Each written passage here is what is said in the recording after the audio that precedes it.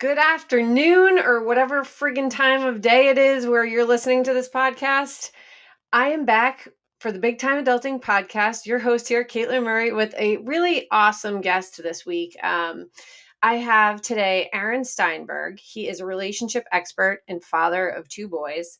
Over the last 10 plus years, he's supported thousands of people to find fulfillment in their romantic relationships through his private coaching practice and workshops.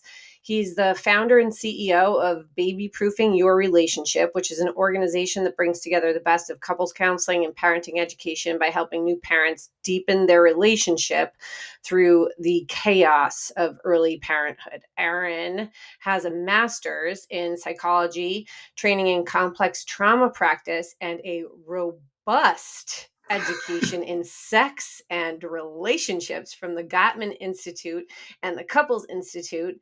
Yeehaw, along with his experience working on his own 11-year relationship.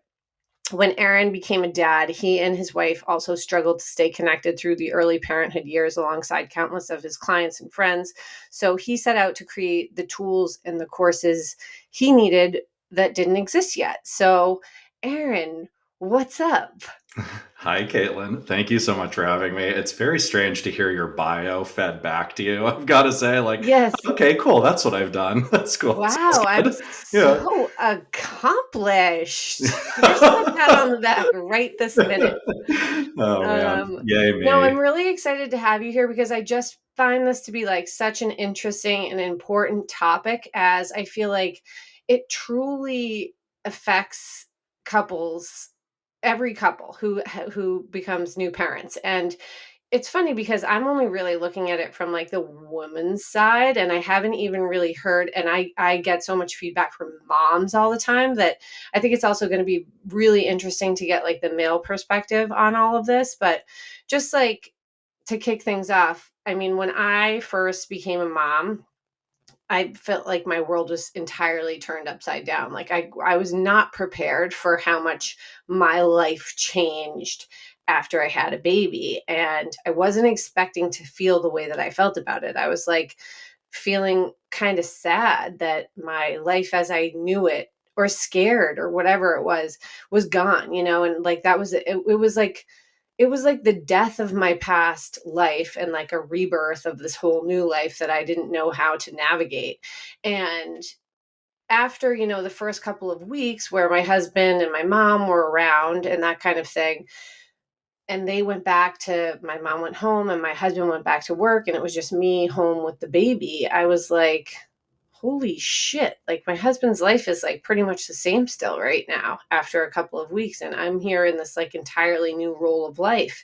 And I think that was a really hard time for me, just getting through those early months of my first experience as a mom, like waiting for my husband to get home from work, like, oh my God, please walk through the door so I can hand the baby off and like talk to another human. I'm so bored, I'm understimulated, but I'm also exhausted. And how was your fucking day when you went to go get a coffee whenever you felt like it? So I just felt like I should share how I feel like my beginnings of motherhood changed our relationship dynamic for a while at the beginning. Yeah.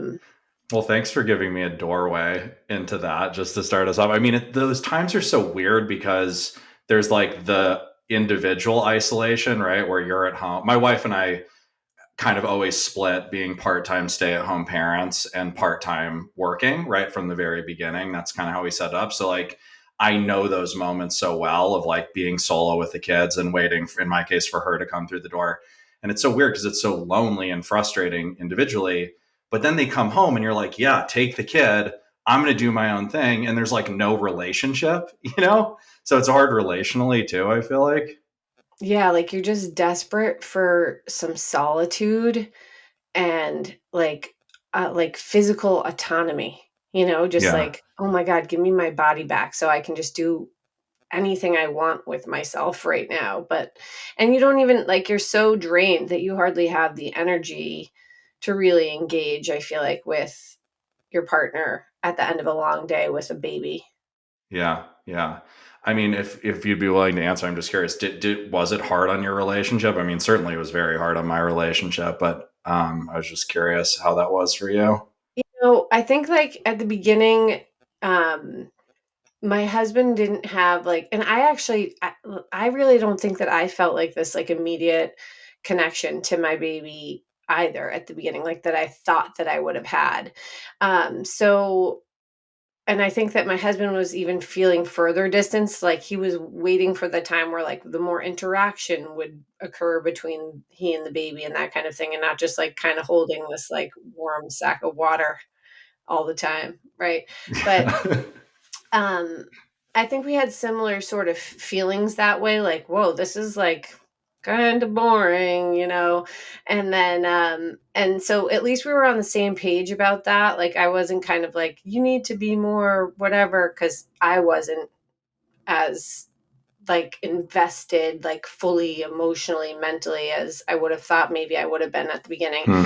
So I think he could understand where I was coming from, and I could understand where he was coming on that, but from on that stuff. But and we talked, and he was supportive of me and like appreciative of me being the one like bearing the burden of the heavier load of the child rearing in those early days. So I always appreciated that acknowledgement, but that didn't always help like when you feel like you're just taking on all of it anyway, even though you're acknowledged, it doesn't help that like you still sort of feel like you're getting the shitty end of the stick a little bit. Yeah, yeah. That makes sense to me. I mean, you have three, right? Yeah. From what I've gathered from Instagram. Yeah. Yeah. How old's your youngest? He's 3 now. He's Okay. closer to 4, actually. He'll be 4 in May. So, Okay, cool. yeah, I'm So you're done. kind of Yeah. like emerging from I'm the emerging. fog, I feel like, right? Yeah, I would say so. It's like, I was when we decided to go for the 3rd, it was not an easy decision because we had already been through a lot with my oldest son, who was still in treatment for leukemia at that time, but we always really wanted 3, and I was like, "Okay, it's gonna be a solid 3 years of just, like, trudging through the mud now," and, Yeah. once we make it past that, I feel like the sort of clouds part and the sun starts to peek through a little bit when they get that extra independence, and just it gets a little easier. Yeah. You kind of get yourself back. Yeah. And have you, if you don't mind me asking, has things sort of come back together relationally? Do you feel like you have some sense of romantic connection with each other? Yeah, to be honest, I don't think they ever really went away. I will Oh, be really? honest and say that like my husband and I have a super strong relationship, and really always have had a good sense of like team with each other and support for each other. He's often able to be the bigger person, so that's probably why. Um, I'm jealous. That's but amazing. Well um, done with three kids. well, it's like one of those things where we've been through so much together as parents now, having had a child with cancer.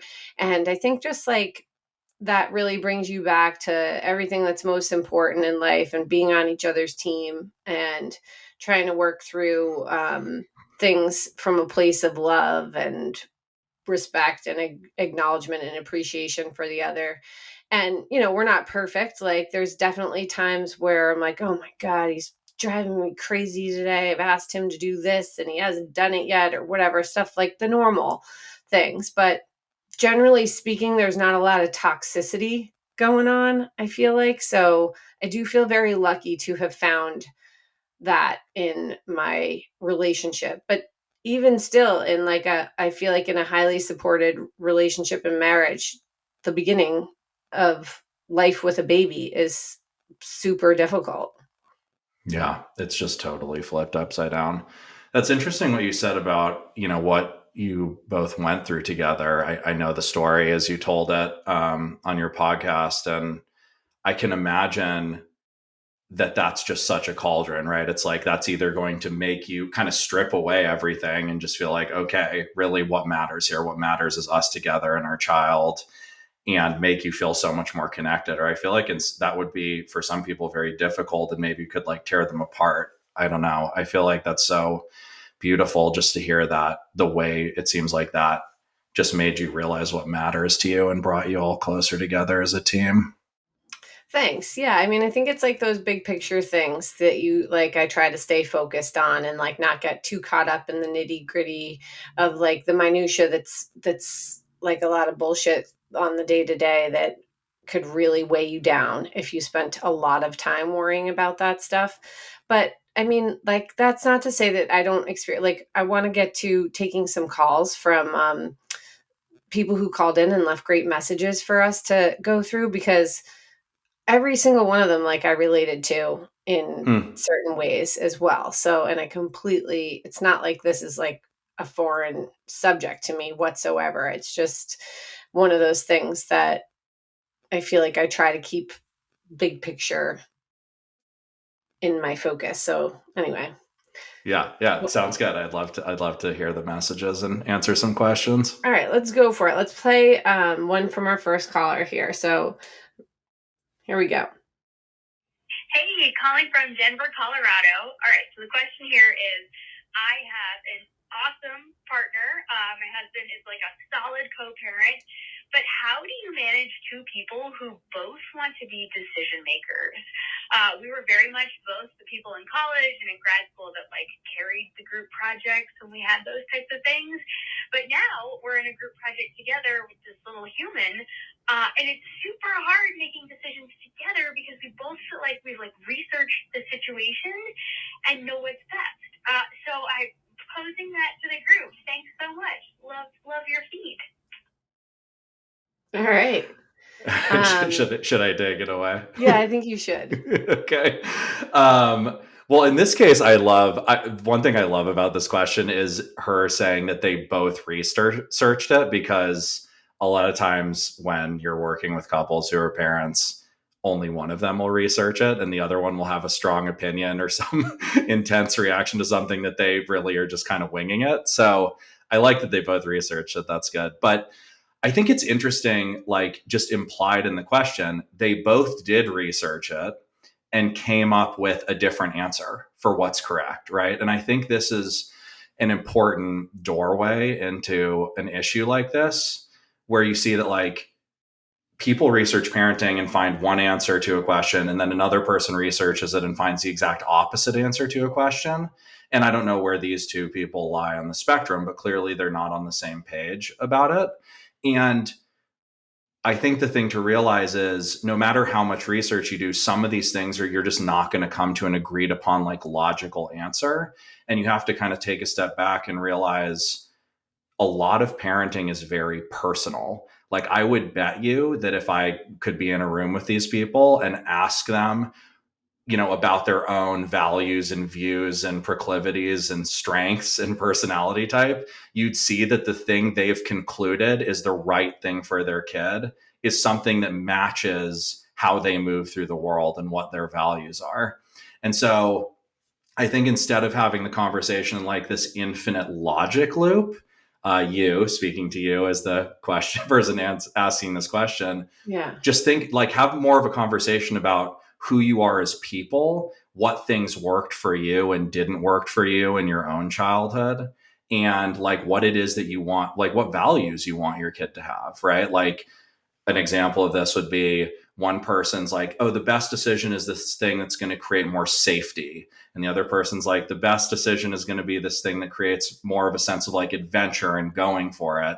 And you'll see that like one person might have, lived their life and gotten successful through playing it safe and being very calculated. And they're kind of finding the evidence that backs up that way of doing things, and the other was more of a risk taker and went for it, and they're finding the evidence that backs up that way of doing things. And so when you can get like what's in it for each other in this more human, like empathic way of like, here's what I want for our kid and here's what I'm afraid of them not knowing and not having, then you can start to find more intersections of your values. Because more so than making the right choice, it's often more about like having your influence in your kid, right? Like getting to help mold them in the way that you think is a great way to be in the world and the values that you want them to have. Yeah, and I think, like sorry, I'm gonna just jump in for a Yeah, second, please. like, uh, depending on what the, like, issue is that they're talking about or researching, like maybe there's also room for a little bit of both, so like kind of meet in the middle on something. Or the other part of it is also like pick your battle, like what's most important to you in this situation, right? Like, so if there's one thing that like your partner is super hell bent on, like this is what we should be doing, then maybe you should like let that be their thing and then you have your thing or whatever. But to compromise and pick your battles, I feel like is a key component of any relationship. I think you're super spot on. Like, this thing of letting them have their thing and you having their thing is really key, because one thing that's tough about compromise is if you like meet in the middle, then both people can feel like they're actually not getting what they want, right? Like they're both half getting what they want. And we tend to code those things as like, I'm not getting what I want and I'm not getting to influence my kid. So if you Mhm. can find kind of creative ways where it's like, yeah, this is going to be the place where I get to have my thing and influence the kid and help them develop in the way that's more like me. And over here, it's going to be more like your thing. And both people get to feel like they're contributing. Usually that feels more satisfying and like you're both, getting your opportunity. Yeah, and I think like another going along with what you're saying there is kind of like sometimes you can feel in a marriage like it's two teams and somebody's trying to be winning. And I think you kind of have to reframe your mindset on that stuff to be like, okay, wait, we have a child, we have a family now. This is one, we're on one team. Like winning means like we all kind of compromise and get what we want here, not like one person gets to be right and the other person got to be wrong, So I feel like team goals, like sorry to be such a meathead here with my team analogies, but I just think it applies to life really well. I love it. I use team all the time. Like, it's one of the core principles in the work that I do, because I don't know, I guess for the listeners out there, if you take one thing away, at least that I want to contribute to, I think relationships are like made or broken on whether you can be a team in places where you're in opposition, right? Like, it's a very tricky thing and sort of doesn't even make sense. Like, if my need is one thing and your need's the other thing, or my choice for the kid is one thing and yours is the opposite, how can you be a team when you're sort of positioned against each other? Yeah. If you can get creative and figure that out, like, you're going to work, your relationship is going to work. Yeah. Communication. Yes. Plus one, communication. Yeah. I got it. I got it. I got the ball. All right. So I feel like that was like I feel good about the answer that we just provided there. I don't know. I hope I that think we whoever helped that just called person. in did too. How about we Yeah. take another one of these questions? Yeah, sounds All good. right. So Caitlin, can I just say it's always been a dream of mine to be like on Loveline. When I was like 20, I was like, I want to be on Loveline, and I feel like we're kind of did you want to Lovelining this. be did you want to be the host or a guest? I probably wanted to be the host if I'm Yeah. being honest about my narcissism. Now's your chance. You're Yeah, doing that's like it. we're just Lovelining these people. I love it. Yeah, this is like a much more sophisticated like cover for it. Baby proof your relationship, not just like straight up love line. Yeah, exactly. All And right. we're not telling everyone to go into a 12-step program, which is basically all that Dr. Drew says over and over and over again. Let's take our next love line Perfect. caller. All right.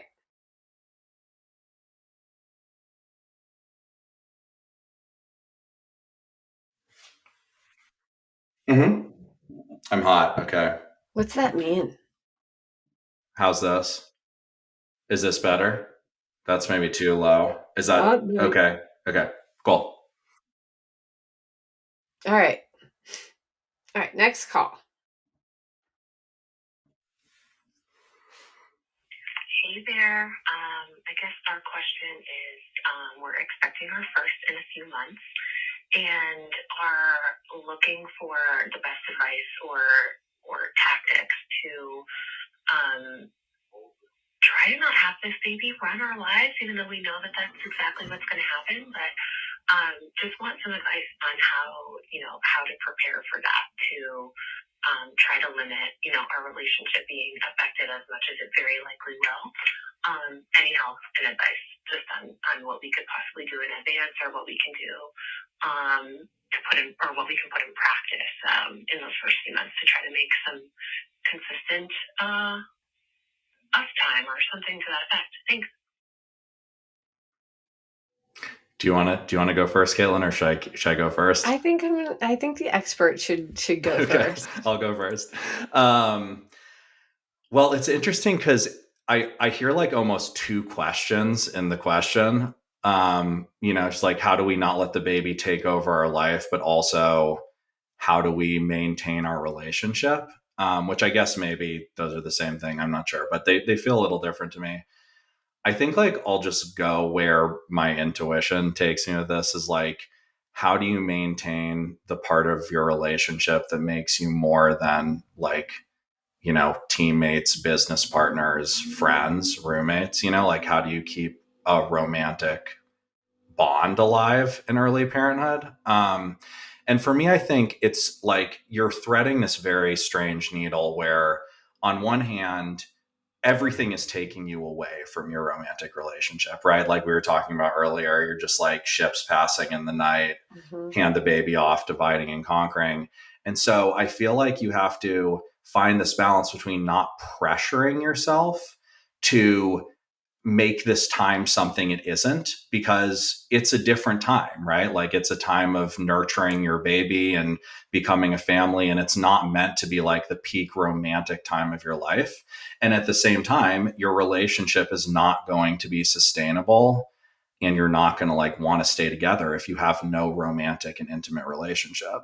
So I feel like you sort of make that a priority in a reasonable way. Like my wife and I would try to have some form of a date night. I mean, obviously at the very beginning, this is kind of a wash, but we try to have like some form of a date night every week, even if that meant just like we put the baby to bed, like sort of theoretically walk through this doorway to making dinner together, or like, watching something together in more of like a concentrated way than just like flopping on the couch, right? Like you're doing something together, you're having some sort of relationship. And, I mean, if you can obviously have some sort of intimate connection with each other if possible, but, there's a lot of stuff that's in the way of that at the beginning of having a kid, especially if one of you is breastfeeding, and just doesn't really want to be touched by another person when they're touched all day by their kid. But I think like you have to, though, try to keep that intimacy alive. And I think one of the keys is expanding the gray area of what intimacy means, right? Like I think a lot of us, some people are very hip to like modern sex practices, but I was not until I started to study this. And like, could you please elaborate on that? What's that? Yeah. Modern sex practices? Yeah. Yes. Well, so Dive deep, Aaron. I'll dive deep. So like sex exists in these sort of binaries for most of us, right? One is sort of it's like the sex, penetrative sex, nothing on off switch. And then it's like the orgasm, no orgasm on off switch. So in sex therapy, instead of thinking about it as like, oh, we're either having penetrative sex or not, there's this whole spectrum of intimacy that's like building, forgive the new aginess of this, like sexual energy between the two of you, or intimate energy. That's so much other things between just that moment when you're actually having sex, right? Anything from hand holding to kissing to touching each other's butts to hugging to making out to giving massages to taking baths together, right? Like if you can't experience together the pleasure and intimacy of those moments, it's just going to be really hard to just be like, okay, cool, let's jump into bed together. Like we haven't even talked in a week because you've been at work and I've been with the kids, but yeah, let's just have sex, right?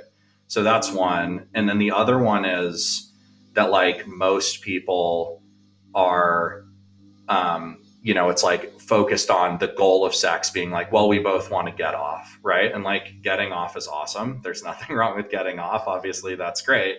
But really, at this time, your whole access to that and pleasure might have changed. And so it's more about like setting aside time to physically connect with your partner and just like feel the connection between you two, feel the intimacy of being together and touching each other and like whatever the sensual component of your relationship is.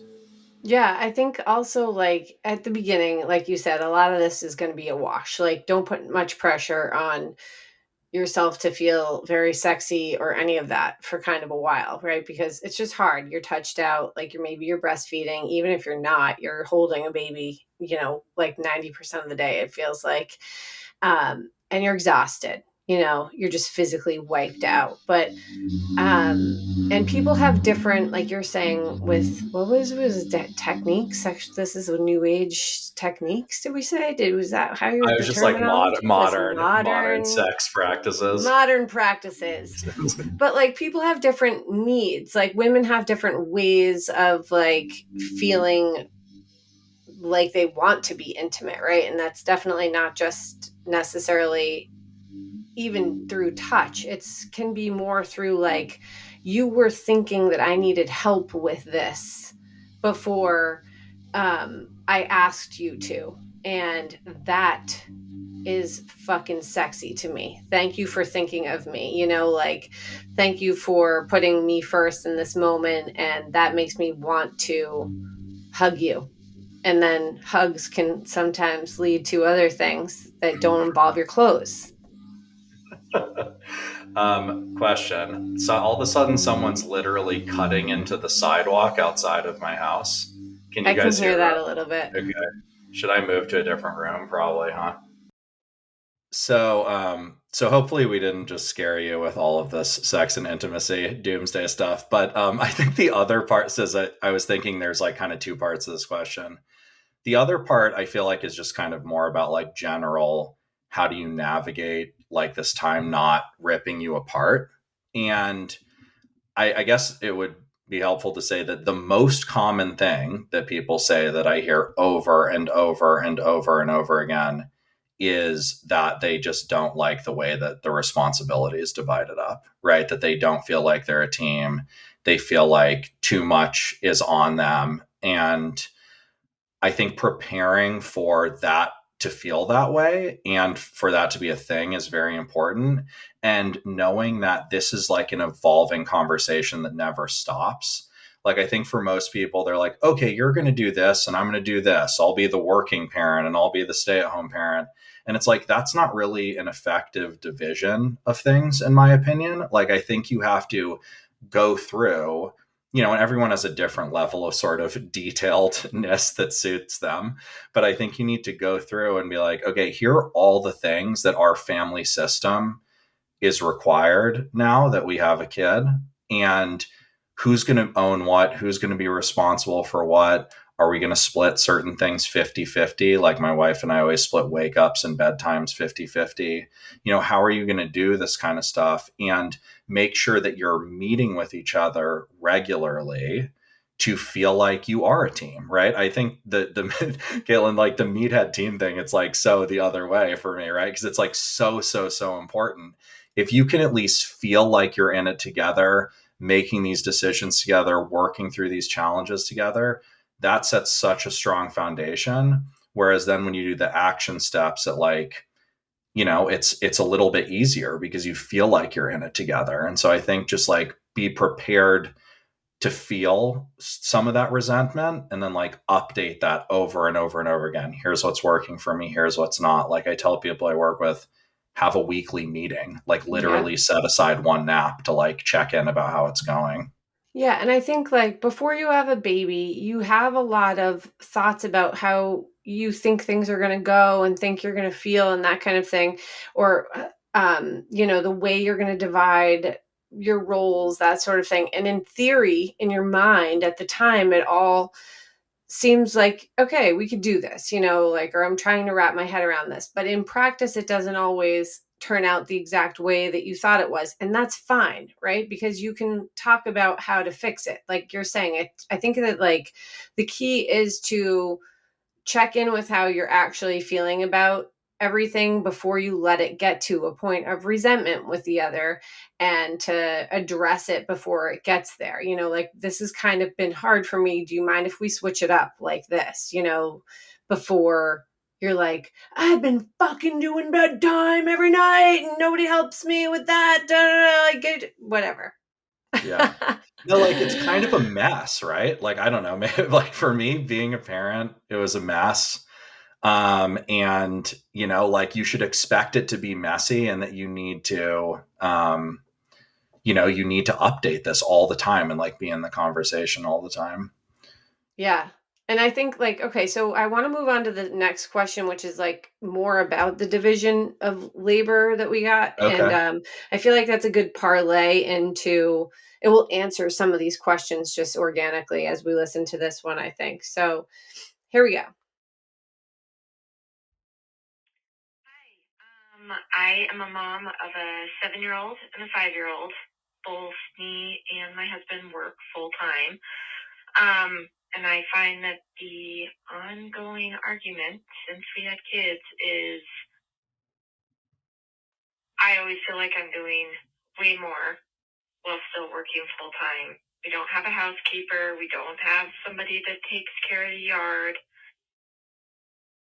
My husband has a physically demanding job, and he's tired. So how the best way to balance trying to be a team and getting certain things done. And working that out so that it's not a stressful argument every month or few weeks or I don't know, whenever I'm going to have my period is usually when it really starts. But besides the point, yes, always the better way to communicate and get things done productively. Aaron. Yeah, I see. Well, it just see, it's like I don't want to freak the last questioner out, but it's like, see, there we go. As we noted, this is the thing. This is such an interesting. These questions are a little tough because, like, it would be easier if we were like talking to the actual people because there can be so many different things that are going on here. Because, like, one thing just to say about this that's not answering the question, but an aside that should be thought about is just we all keep score, right? Like, it's very common that both people, no matter which role they're doing, feel like they're doing too much. Even when people don't have kids, they feel like this. Like a lot of people in relationships, somehow it's just the norm that we feel like we're carrying more of the relational weight, the family weight than our partner is. Like more than 50% of couples have both people feel this way. So it's just a really interesting phenomenon. Now, that being said, Can I jump please. in? I have a Yeah. question about that part of what you were just saying. If you said more than 50% of the people feel that way, is that divided equally amongst genders, or is it more usually the woman who feels like she's carrying more of the weight in your experience? I think pre-kids, I've seen it pretty even. Post-kids, it's much more in a heterosexual relationship, it's much Right. more the woman. And I think this is one answer. Like, this is why I said it's like kind of would be easier to talk to them because I feel like one of the answers to her question is probably just like, well, probably more is on you, right? Like if you listen, do you want to say something? Well, yeah, I was just saying just to like include also same-sex couples in it that like it seems like the greater workload, like say the mental load of caretaking, whether it's, women or men who's doing the caretaking, plus whoever is like more the primary caretaker, all the things that go along with that. I think the person who tends to take on more of that feels like they're doing more, even, when they're working, or maybe their job isn't as demanding, but they're taking on like 10 times more at home. Yeah, no, I think that's totally right. And I think it's not only they feel that way, I think that's literally true. I mean, there's a lot of, studies that have gone on about this lately of how many hours, the stay-at-home parent is doing versus the parent who's working. I also think it's just interesting in the verbiage of her question, like, my husband has a physically demanding job, right? Like there's a little bit of like a hedge there of like, well, he's already so tired. So I should be doing more. Like, I don't know. It's weird to comment. Like, no offense if this was your question and you're listening. Like, I have the utmost respect and empathy for all of this. But, it's just like, I found, and I think it's true, that there are almost no jobs that are as draining as parenting. Right. Like, I think, maybe like a ER doctor or something, right, who's like dealing with life and death all the time. But it's like, for me, the focused attention that is required of being a parent is as physically demanding as any job I've ever seen anyone do. Right. It's just constant. And physically demanding when you're dealing with little kids. I mean, Yeah. you're fucking picking those people up all the time, trying to buckle them. That's like wrestling a baby alligator, getting one of those things into a car seat, For sure. Yeah, So they I fight think dirty. they do fight dirty. My son's always like flip it when he's 4 now, but he used to like flip over. I'm like, I literally can't stop him from flipping over on the changing table. Yeah. This is ridiculous. You just kicked me in the tit again. Yeah. Kicked me in the dick in my case. But yeah, like, well, sorry, I didn't mean to interject, but I think like, with I personally wrestle with that, the division of labor question a lot in my household, because my husband and I occupy like super traditional gender roles. Like, I'm the stay-at-home mom and he is the go-to work dad. He happens to also work super long hours. Like, he is up and out of the house before anyone's awake, and usually doesn't even get back till bedtime for my especially youngest, so it's not like he's slacking off or saying he can't help me. He's just physically not here to help me out most of the days, and when he is here, he's very helpful, but it's the shake that I get. But then I end up taking on so many more domestic related tasks because I am physically in the home. All of the meal planning, all of the, restocking of supplies and groceries and kids item, everything. Yeah, I mean, this is why this is such a complicated question and it's so personal. But I mean, we can definitely give doorways, because I think you're pointing to something really important, which is like, the answer might be a partner is slacking off, right? Like, if we make it heteronormative, it might be that the guy is working, using that as sort of this like default excuse. Like, I'm so tired from my job, I can't do anything else. I need to rest. I'm so stressed out. And it's kind of bullshit, right? Like, that can be a part of it. Or it can be like, there's reality to it. Like, we Right. literally couldn't pay our bills if one of us is not out there working 12-hour days. And this has to be the case. And so I think, like, to her question, the starting place isn't about the behaviors, right? The starting place isn't about the actual division of tasks. It's about, do we feel like we're in this together or not, right? Because I hear in your voice, I think, like, I hear in your voice, like, and what you said, you feel like you and your husband are in it together, right? So you might get frustrated that you have to do all those things, but there seems to be some sense of like, I get we're in this together. I get this is how we're needing to do things right now. And as long as I feel like we're on a team, we can bear the frustration and make adjustments and find our way through it. Yeah. Right. For most people, they're so disconnected that it's just like, you try to bring it up and it just gets dismissed. And there is no sense of team. You're just the stopping place of connection over it. And that's, I think, where people get really resentful or frustrated, because two couples could have the exact same practical division of tasks and feel very different levels of satisfaction in their relationships because of the differences in whether they feel like they're in it together. Yeah, and I could go far down the rabbit hole on this one, and like the definitions of success and, monetary success versus maybe the success of the family as a whole type thing, just stability, emotional stability, love, all of that thing, all of those important things that are just not, measurable.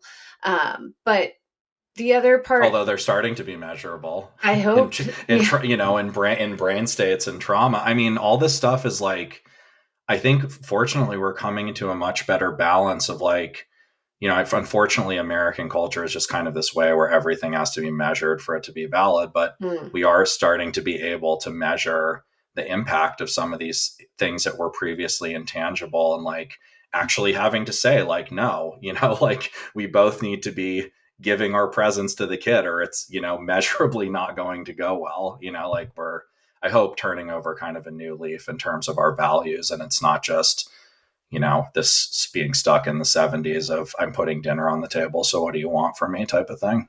Right. Yeah. And like, just so I found myself in a place like this is just a personal account story, whatever. Recently, something that happened to me, I was like getting so fed up with the meal planning and the decision making of what everyone was fucking eating all the time, every day. It's just like monotonous, And at the same time, I am the person who has to do that. So I accept it basically as my place in time right now.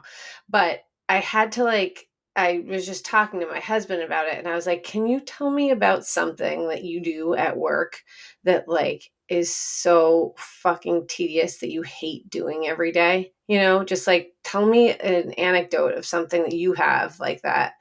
And he did. And it was like I was like, "Oh, yeah, that sounds so boring and awful and tedious. I would hate to have to do that every day." And it wasn't like my role was going to shift or anything was going to change out of what my responsibilities were in that situation, but it was more of a simpatico moment for me with him where I'm like, he's dealing with a lot of bullshit as well.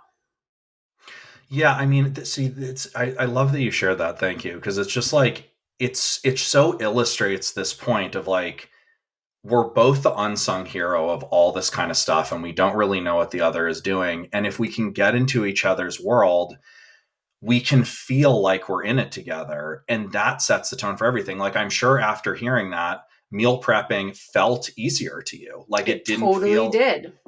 I Yeah, felt almost relieved to be doing making breakfast then. yeah. Yeah.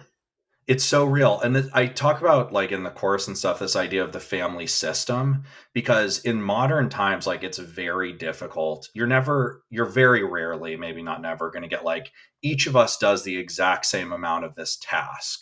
Right. Right. But it's like if you can look at it and go, here's all the resources and tasks and planning and all the things we need to make our family function, which money is a big part of that. Right. Like we can't just pretend like making money doesn't matter. Right. Right. But if we can look at all of this and be like, we're in this together, what is the best way to tackle this to create maximum satisfaction for all of us? Right. Totally. Some of the time you're still going to do shit you don't want to do. Right. It's not like you're like pumped about meal planning and you're like, wow, I love that now. Right. But you're like, this is my role right now. And I'm in it with him. He's also doing tedious shit. It feels better, like I totally relate to that also. Misery loves company. That's the pessimistic view on this. I just think it's I think the bottom line of what it goes back to often is just the communication lines are open. And it's like, if somebody is obviously being a slacker in one role or another, that is not cool. That has to change. That's a problem. Yeah. Like that's not a healthy balance, obviously. Right. But then the other reality of a lot of our situations with people with young kids and that kind of thing is that you're fucking stuck with things for a little while, and you just sort Yes. of have to get through this time using the best perspective you can, and just trying to relate to each other, trying to appreciate and acknowledge each other. Yeah, I think so. I think about a lot like sometimes I just catch myself like feeling like things are supposed to be easier than they are.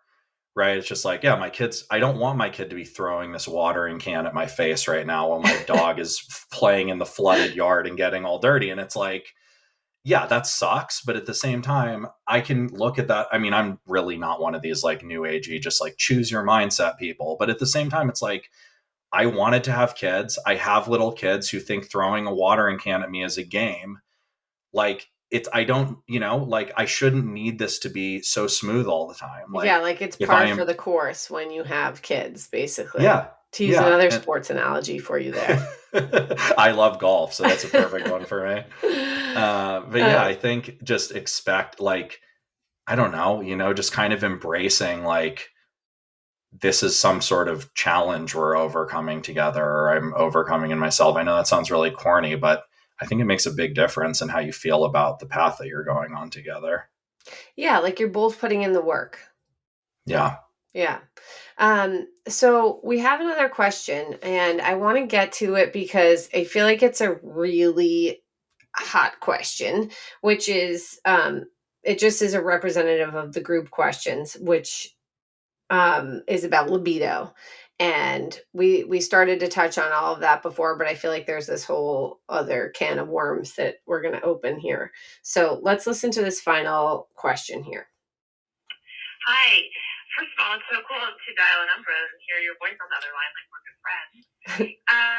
My question about baby proofing my marriage is about sex and libido and how to convince myself to have sex when it's the last thing on my mind. I don't know how to relax and enjoy it when I'm waiting for a baby to start screaming in the other room. I have no libido. I just can't talk myself into wanting it. Help. Thank you. Oh, she's so sweet. I know. And like, so relatable. So raw. Yeah. Yeah. Oh, this is a tricky one. I mean, first of all, I just want to do a little bit of normal. I mean, it's a little weird, right, for me as a man kind of answering this question, but I went through all of this in my own way, and my wife and I are very connected, and I feel like I get this from some level. So forgive the part of it that's sort of assumptive, but just to do some normalizing here, like, it's very normal. And maybe you want to talk about this too, Caitlin. It's very normal in the beginning of parenthood to not have desire for sex. Like, it's just, I think it's a little bit of too much pressure to just like assume you should be wanting this for some period of time. Like, the beginning of having kids, your body's not yours, your life is not yours. Like, you're doing your best to have some sense of self, but like, you're developing a child, you're keeping a child alive. Like, that's not sexy, not to mention all the exhaustion and dirtiness. And, you're eating I say this in the trailer, of course, you're eating your kids' leftover chicken nuggets. Like, Wait, so can I ask you a question from a male's perspective? How is that very different? Like, is it also not sexy for you guys, or does that just not matter? I think it depends. There is some, I might be butchering this. I think there is some data to indicate that for everyone it's less sexy. Like, everyone's libido goes down to, like, even biologically, to kind of help us focus on the task at hand. I think that for me, it was more of, I think for a lot of people, it's, and like this sort of falls on gender lines, but I think it's more about whether or not you use sex as a way to feel safe, and like yourself and like a sense of worth. Like, I think that for me, because like I'm a person who historically has like had my self-worth and sense of connection wrapped up in sexuality to some extent, that kind of overrode the exhaustion and unsexiness of the situation for me. So I was like, I still want to have sex, I still want to connect with you. And it was very front and center for me because of the fear of like losing my wife, right, and feeling disconnected and all of this stuff.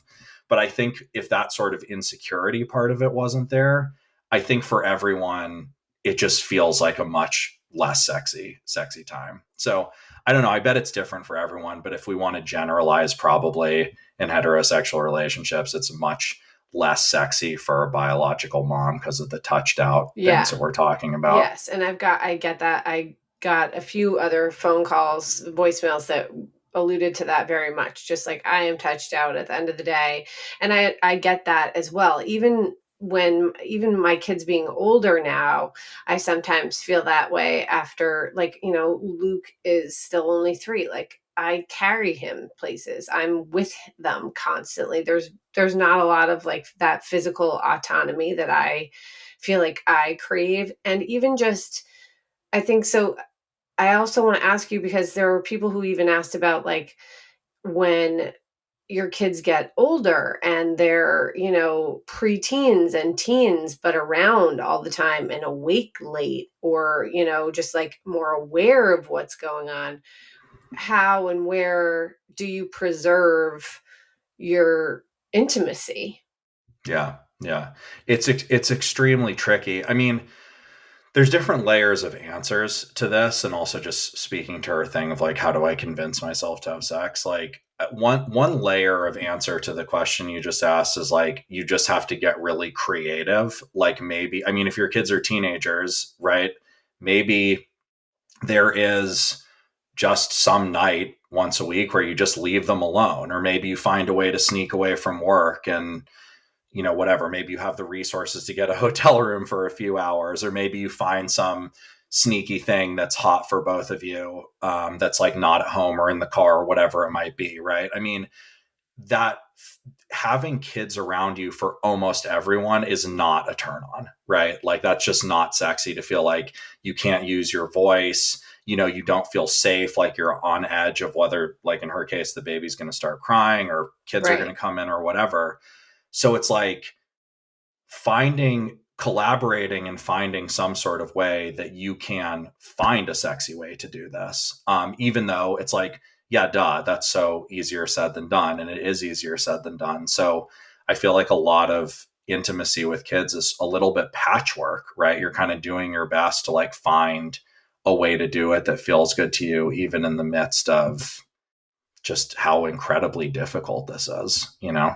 Yeah, and I think like going back to the caller who asked about how not to have the baby like run their lives and how to still make time for each other, all of that really intertwines with like intimacy and sex. I think especially for women, in the sense that like, well, so my husband and I also when my first was born, and it was like it's, you know, at the beginning, again, like you're exhausted, all this stuff. But then once you come out of the fog a little bit and you have a little bit more energy or time to plan the baby sleeping better, that kind of thing, we did do like kitchen date nights, you know, like put the baby down and like you were saying, what you do with your wife, like cook a nice meal together, open a bottle of wine, like have a good conversation, put some music on, like enjoy each other's company. Like don't just mail it in and just like, make it special somehow, whatever that means for you guys. You know, it's like specific people have their own needs and stuff, but as long as you like, I think you take, if you can take a step to make something special once a week, it just opens the door to a more intimate mindset for you, you know, and then you might be like more inclined to find a way to make it happen, if even if you don't feel like you really wanted to, you know, earlier this morning or Yeah, something. yeah, totally. I think so it's like I go both sides of this, right? Like on one side I have so much empathy for just like the complete lack of desire that a lot of people have in the beginning for having an intimate life. And then on the other side that's balanced with, you have to make your intimate life a priority. I don't necessarily mean by that like you have to make sure to have sex all the time or something like that, because it's just difficult, but you have to make the romantic component of your relationship matter and stretch yourself to make that matter. And in either direction, like I was saying with my sort of issues and shit, like for me, I had to stretch myself into, you know, feeling more comfortable being independent so I could give my wife like an independent sense of self for which she could have desire arise to connect with me, right? Whereas she needed to stretch herself to like actually make it a priority to connect with me, instead of just the default to, well, I'm just going to go read in bed while you're putting the kids down and then I'll be asleep by the time you're done, because we'd never have a connection if we didn't both stretch ourselves, you know? So it really, really, really needs to matter, even though that's very difficult to do. And I think I loved what you said before about like, you did this thing for me, and then maybe I gave you a hug, and maybe a hug leads to something else. Like, sexuality is so much more complicated than most people give it credit for. Like, what is a turn on for you? Like, what pleasure is for you? Like eroticism is something I talk about in the course, which is like the mental component of sexuality, like what sort of dynamics or images or, you know, kind of like acts of service or ways of speaking between you turn you on, right? It's like kind of that more Hmm. personality based thing. Is that like a love languages thing? Like It, what it gets you it could going be. type? It's kind of love languages adjacent. That's a good way to think about it. In the Goop Hmm. sex series, they talk about this thing, sexual Yeah. blueprint. It's so so so cool. Like I highly recommend everyone watches this, because you understand like oh, do I respond to like the environment? Right? Like there's certain people that are like, oh, I need to be in a particular Mm, type of environment that turns me on, right? Whereas some people it's like more just explicit, like, oh, I see sex or I imagine sex or I hear sex and that turns me on. Whereas for other people that wouldn't be a turn on at mhm, all. So everyone's ways of feeling turned on are very different and you have to get really sophisticated in your relationship to sexuality to have a satisfying sex life and parenthood because there's just not as much margin for error right now that we have kids and all the stuff going on. Like if I know that lighting a candle creates a scene or a feeling that is arousing for my wife, which is literally true, sorry Liz to call you out like that, that like that's going to do something, that's going to help us, right? Because sorry to go on and on here, but I just really want to touch on for this woman, No. like just for what it's worth coming from me, I don't think you should try to force yourself to have sex. Like I don't think the answer to this is overriding your lack of desire. I think the answer to this is actually realizing that you've changed, right? Your life has changed, you've changed, and you need to rediscover pleasure for yourself, right? Like there's all this sort of mythology that gets perpetuated of like, well, I just don't enjoy sex anymore. That's just not going to be a part of my life. That's not real. It's just you've changed, your identity's changed, your circumstances has changed. You need to rediscover pleasure a little bit at a time. There is something like once you get that independence from your kid, there is something that's going to turn you on. There's something that's going to feel good, right? Like you need to refine those things together and build back bit by bit by bit. And I swear it's possible. It's very overwhelming sometimes and sort of daunting, but like it's not about overriding and just doing something you don't want to do just for the sake of like what you think you're supposed to do. It's more about like Mhm. finding some authentic desire for something within yourself, even if that's not sex the way you knew it to be before in the beginning. Yeah, I would totally agree with that. I think like it changes in different phases of your relationship and obviously none of us are if you're, in the marriage and having children phase, you're no longer in that honeymoon phase anymore and it's not going to be always easy to just like hop in the sack together. But yeah, I totally agree. Like making the effort to create intimacy is well worth it. I mean, it's really the foundation of your whole family and your life kind of relies on the couple, the strength of, you and your partner. Um, and it's just such a like a more pleasant experience when you have that well-rounded part of your relationship together. But it's definitely not always easy. And I mean, I know you were saying like, you just like you shouldn't just like mail it in, like do it just to do it. But sometimes I'm not saying this all the time or whatever, but like sometimes it's like exercise. Like, you just like you don't really want to do it, but you're happy you did it after. Totally, totally. Well, because Like I knew that was good for me. I knew I should have done yeah. that. That Well, was I mean, good. I think that's a form You of know? finding something in it for you, right? Like maybe you don't feel like it's motivating to like have sex, but maybe it's motivating to feel the way you feel, the connection you feel, or the satisfaction you feel after the fact, right? Maybe that's an answer to our caller's question. Like, you just think about how like that you're going to be happy that you connected with your partner afterward, even if it doesn't feel that exciting to start with. Yeah, I think like also because of like women being very touched out, like you almost become desensitized to touch in some senses like that. I sorry for using sense so many times in that sentence. I just anyway. Um I bet you that's true. I've never heard that explicitly talked about, but I bet literally you become, is that, do you know of studies about that yeah. No, I Yeah, I just think am you're spitting whatever. Like, I just think that that's like, I think that, you just kind of like turn yourself off a little bit there because like you're so overstimulated. touched out, right? Whatever, overstimulated. And I think one of the things like that helps is if you just even like in a state of a hug, like not to just hug, but to like take a second to like feel that person's like body, feel that their like skin, like touch their skin, and like, or just feel their hand touching your hand, like make a point to savor that feeling in that moment, and just like remember that touch is like a beautiful, nice I thing, think you're so spot on. This is kind of what you're saying it so much better than I said it, but this thing I was saying about like the intimacy gray area, right? Where it's not a sex, no sex on off light switch. It's like feel like feel what it feels like to be touched, like actually give attention. let the Let the love love in, in, let it let the in. sun shine.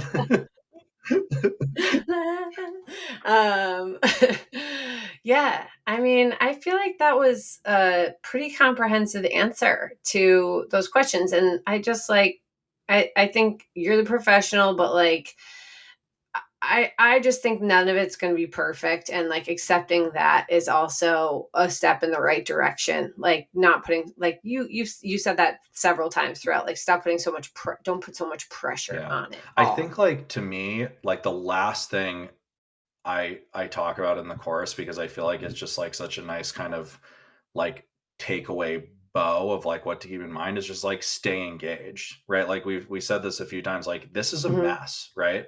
Like I mean, so for some people it might not be, or there's different layers of it, but like it's likely your sex life is going to be a mess. It's likely your sense of self might be a mess. It's likely you're just going to feel like messy and exhausted and all over the place, right? But the relationships that succeed, you just keep trying, you keep coming back. Maybe sex was super frustrating, or one of you was really sad that it didn't happen, or whatever, one time, but you just try again, right? You just try again. What more can I learn about what I do want right now? Where can I find some motivation? How can I feel connected to you? Like, I don't know, this sex therapist I'm friends with, her name's Zoe Sipe. um, I remember talking to her when my kids were really young, and she was like, "It feels like you want this to go backward, like you're not really in the journey forward, right? Like where you need to start where you are and like create what it is you want to create over time, and it's going to be frustrating and annoying, and but you're going to get there." And that's been Mhm. completely true for me. I think you just keep coming back, keep coming back, keep being on the, I mean, again, I hate these new agey terms, like keep coming back on the journey together. It's very real. Yeah, it is. And then like the one last part of all that I think is like people put a lot, like say you're in a place in your relationship where it's been a while since you've been intimate really together, and there's like a lot of pressure. You feel maybe there's a lot of pressure on that, like getting back in the sack. I would say just like lower your Yeah. expectations. Like don't put like a lot of pressure on like that first next time or whatever. Just like again with like exercise. Like I haven't exercised in like so long. I just want to get like, and you're like afraid to start again. It's like just start. Just start somewhere. Just do something and then like let it go from there. It's like you don't have to go from 0 to 100 Yeah. right away. Welcome to Caitlin and Aaron's sex personal training class. Oh my Yeah, god, maybe we should yeah. start our In our program today, you're gonna have So, Aaron, let me ask you as the true expert here, why should people take the baby proofing your relationship course? Like, I know admitting your relationship is suffering is like hard for people and they might be afraid to go there amidst the tiredness and the craziness of life, but what's it like to take the course? Why should people prioritize this? Why should they sign up for your class? Yeah, well, I appreciate you just saying it's hard to admit. Like, it is really scary. Like, I think having kids is weird because there's like this thing that you can lean on and go, well, it'll just get better. Like, it's just because we have this kid that we're disconnected, right? Which is true. That is a catalyst. But I think what happens, and we sort of don't realize it, and it is the norm, right? There's a lot of data on this, is having kids decreases your ability to connect with each other, your time to connect with each other, right? All these dynamics we've been talking about, and your connection gets eroded and eroded and eroded little by little. And all of a sudden you feel like you're not on a team, you're adversaries, and you like kind of wake up and you're like, oh, we're not in love anymore, we're not compatible, I need to move on. And unfortunately, like this is the norm, right? And the reason I made this course is because, as you said in the beginning, like it's something that weirdly has been like unattended to entirely in our culture, right? Like this idea of how do you talk to the specific relationship dynamics of early parenthood or having young children. And so like I feel really Mhm. like for me, like this more than like that this is my work and my business. Like I this comes out of something very genuine for me. It's like I really love relationships. My parents got divorced when I was really young. That was difficult for me. Like I want people to have satisfying relationships. It's weird to me the disconnect of like how important relationships are to most everybody and how categorically bad we seem to be at them, where like most of them are miserable or Mm. ending or whatever. So I just think it's like so easy for this to happen. It's unfortunately the norm for your relationship to become really unsatisfying. This period is so difficult. And I think that I put together like a really, you know, beautiful resource that's comes from my own experience, right? Like I'm in this with you. I'm not like, separated from our generation. Like I'm in this generation having a co-parenting situation. Yeah. And also it has everything I know about all the couples counseling I've done and the psychology training. And it's like, I think, and Cameron, my creative partner, is like so amazing. She edited these videos for me. So it's like, you just get right to the point, right? Here are the tools, here's the perspective shifts, here are the principles. Like it's entertaining to watch. And I just think it's really good. It's a little weird to say that, but I just think it's really powerful and good. And I think it's not that daunting, right? Like just, like we have an on demand course, like open a bottle of wine, make dinner, throw on a 15-minute video, every third night Yeah. for however long, and like your relationship is going to be changed. It really will be for the better.